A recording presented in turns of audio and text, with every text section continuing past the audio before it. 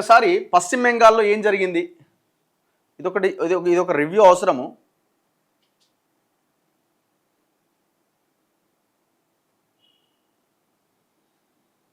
అయ్యో, మమత మహిళల ఓట్లను లాగేసిన బీజేపీ, ఓటు బ్యాంకు బద్దలైంది.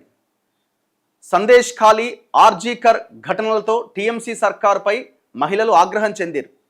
బాధితులకు టికెట్లు ఇవ్వడం ద్వారా దాన్ని సొమ్ము చేసుకున్నది బీజేపీ. బూత్ స్థాయిలో పార్టీ బలోపేతం, చొరబాట్లు ప్రధాన ప్రచారాస్త్రం. చొరబాట్లు, సార్ పేరుతో 90 లక్షల ఓట్లు తొలగించే కార్యక్రమం, ఇవన్నీ కూడా బీజేపీ గెలుపునకి ప్రధానమైన కారణాలు. అన్నింటికంటే ముఖ్యంగా అక్కడ ఉన్న గవర్నమెంట్ మీద ఉన్న వ్యతిరేకత బీజేపీకి బలంగా ఉపయోగపడ్డది. ఆల్టర్నేట్ ఎవరున్నారు? కమ్యూనిస్టులు లేరు కదా.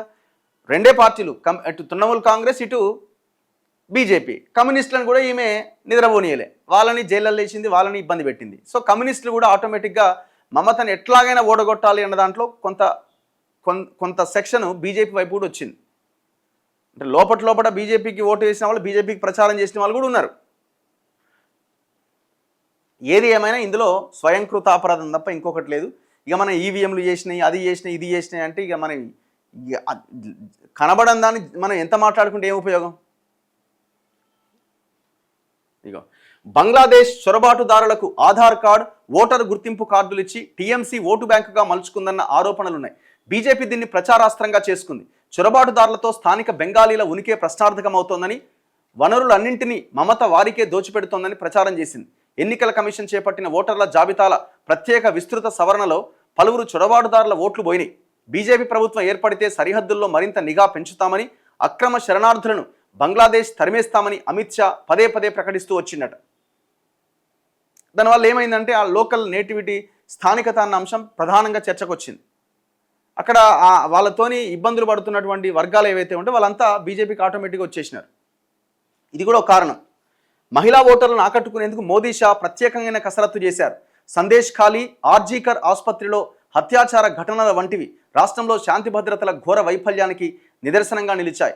పైగా టీఎంసీ నేతల పాత్ర ఉండడం, వారిని మమత ప్రభుత్వం కాపాడేందుకు ప్రయత్నించడంతో మహిళల్లో ఆగ్రహావేశాలు నెలకొన్నాయి. దీన్ని పసిగట్టిన బీజేపీ బాధిత మహిళలను ఎన్నికల బరిలో దించింది. సందేశ్ ఖాళీ బాధితురాలు రేఖా పాత్రను హింగల్గంజ్లో ఆర్జీకర్ ఆసుపత్రిలో అత్యాచారానికి గురైన విద్యార్థిని తల్లి రత్నా దేబ్నాథ్ను పనిహటిలో అభ్యర్థులుగా నిలిపింది. మహిళల గౌరవాన్ని కాపాడుతామని, వారికి సంపూర్ణ రక్షణ కల్పించడమే తమ తొలి ప్రాధాన్యమని ప్రధాని మోదీ ప్రతి సభలోనూ నొక్కి చెప్పారు. అలాగే నెల మహిళల ఖాతాల్లో 3,000 జమ చేస్తామన్న వాగ్దానం కూడా సత్ఫలితాన్ని ఇచ్చింది. ఇవన్నీ మహిళా ఓటర్లను ఆకర్షించడానికి అవకాశం కలిగింది.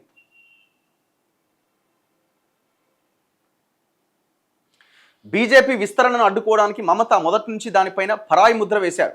ఢిల్లీ పార్టీ అని ప్రచారం చేశారు. దీన్ని ఎదుర్కోవడానికి బీజేపీ బాగా కసరత్తు చేసింది. బెంగాలీ సంస్కృతి గుర్తింపులో తాను కూడా భాగమని చెప్పుకోవడానికి ప్రయత్నించింది. భూమిపుత్రుడు నినాదాన్ని అమిత్ షా తెరపైకి తెచ్చారు. బీజేపీ గెలిస్తే బెంగాల్ గడ్డపై పుట్టిన నేతనే తదుపరి ముఖ్యమంత్రి అవుతారని ప్రకటించారు. మోదీ ఇతర జాతీయ నేతలు ప్రతి సభ చివరిలో జై మా దుర్గా, జై మా కాళీ అని నినదించారు. స్థానిక అంశాలకు ప్రాచుర్యం కల్పించడం, రాష్ట్ర నేతలకు ప్రాధాన్యం కల్పించడం, బెంగాలీ వేడుకల్లో పాల్గొనడం వంటివి బీజేపీ విజయానికి దోహదపడ్డాయి. అంటే అక్కడ ఉన్నటువంటి స్థానిక అంశాలని బాగా ఫోకస్ చేసి వాటి చుట్టూ రాజకీయాన్ని తిప్పగలిగినారనమాట. సో అట్లా అదొక సక్సెస్ కావడానికి కారణం.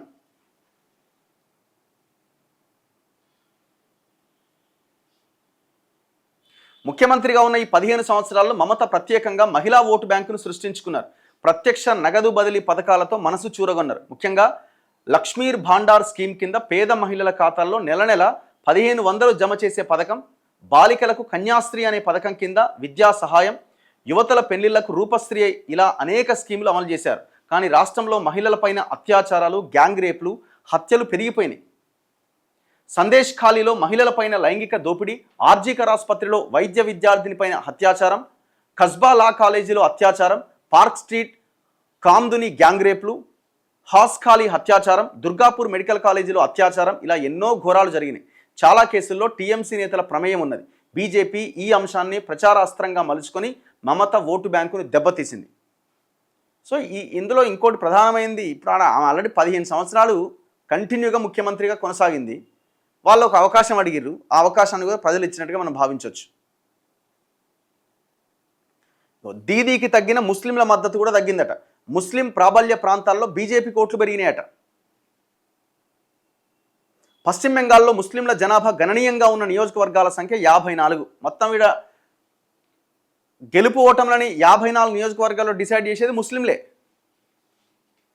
వీటిలో 2021లో జరిగిన అసెంబ్లీ ఎన్నికల్లో తృణమూల్ కాంగ్రెస్ ఏకంగా 52 సీట్లు గెలుచుకుందట. అంటే అవుట్ ఆఫ్ 54 52 స్థానాలు టీఎంసీ గెలుచుకుంది.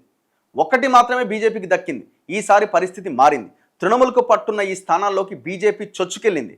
12 స్థానాల్లో విజయం సాధించినట్లు ఫలితాలు చెప్తున్నాయి. 2011 నాటి గణాంకాల ప్రకారం పశ్చిమ బెంగాల్ జనాభాలో ముస్లింలు 27% ఉన్నారట. 27%. ప్రస్తుతం ఇది 32% పెరిగి ఉంటుందని ఇటీవల మమతా బెనర్జీ పేర్కొన్నారు. ముర్షిదాబాద్, మాల్దా, ఉత్తర్ దినాజ్పూర్లో జిల్లాల్లో ముస్లింల ప్రాబల్య నియోజకవర్గాలు ఉన్నాయి. మమత ఈ జిల్లాల్లో పార్టీని బలోపేతం చేయడం ద్వారా తన గెలుపునకు దారులు వేసుకుంటూ వస్తున్నారు. తొలిసారి తృణమూల్ అధికారంలోకి వచ్చిన 2011 అసెంబ్లీ ఎన్నికల్లో 21 ముస్లిం ప్రాబల్య నియోజకవర్గాల్లో ఆ పార్టీ గెలిచింది. 2016లో ఈ సంఖ్య 28కి పెరిగింది. 2021లో ఏకంగా 52కి పెరిగింది. అంటే అప్పటి వరకు 2011లో కానీ 16లో కానీ బీజేపీ ప్రభావం పెద్దగా లేదు. కమ్యూనిస్టులు వర్సెస్ తృణమూల్ కాంగ్రెసే ఉంటుండే. కానీ ఈసారి ముస్లింల ఓట్లు గంపగుత్తగా తృణమూల్కు పడినట్లు కనిపించట్లేదు. ఇతర పార్టీలకు కూడా వారి ఓట్లు పోలైనట్లుగా తెలుస్తోంది. బీజేపీకి కూడా కొంత భాగం ముస్లిం ఓటు బ్యాంక్ అండగా నిలిచిందని, అందువల్లే ముస్లిం ప్రాబల్య సీట్లలో మెరుగైన ఫలితాలు సాధించామని ఆ పార్టీ నేత సువేందు అధికారి తెలిపారు. రాష్ట్ర అభివృద్ధికి ప్రధాని మోదీ ఇచ్చిన గ్యారంటీలు కూడా ముస్లింలు విశ్వసించారన్నారు. ఎస్ఐఆర్ ప్రక్రియ కూడా ముస్లిం ఓటర్ల ప్రాబల్యాన్ని కొంతమేర తగ్గించిందనే వాదనలున్నాయి. ముర్షిదాబాద్ జిల్లాలో 4.5 లక్షల ముస్లింల పేర్లను, మాల్దాలో 2.3 లక్షల ముస్లింల పేర్లను ఎన్నికల సంఘం తొలగించింది. ఇది ఆయా జిల్లాలో సమీకరణలు మార్చింది. కొత్తగా ఈసీ చేర్చిన ఓటర్ల సంఖ్య ఇతర ప్రాంతాలతో పోలిస్తే ముస్లిం ప్రాబల్య నియోజకవర్గాలు తక్కువ. నికరంగా ఈ ప్రాంతాల్లో ముస్లిం ఓటర్ల సంఖ్య తగ్గింది. ఇది కూడా తృణమూల్ సీట్ల సంఖ్య గతంలో కంటే పడిపోవడానికి ఒక కారణమట. ఇప్పుడు 90 లక్షల ఓట్ల తీసివేత అన్నది సర్ పేరుతో, అంటే ఓటర్ లిస్టు ప్రక్షాళన పేరుతో జరిగిన ప్రక్రియ అన్నది మమతా బెనర్జీ ఓడిపోవడానికి ఒక ప్రధానమైన కారణం కింద కనబడుతున్నది.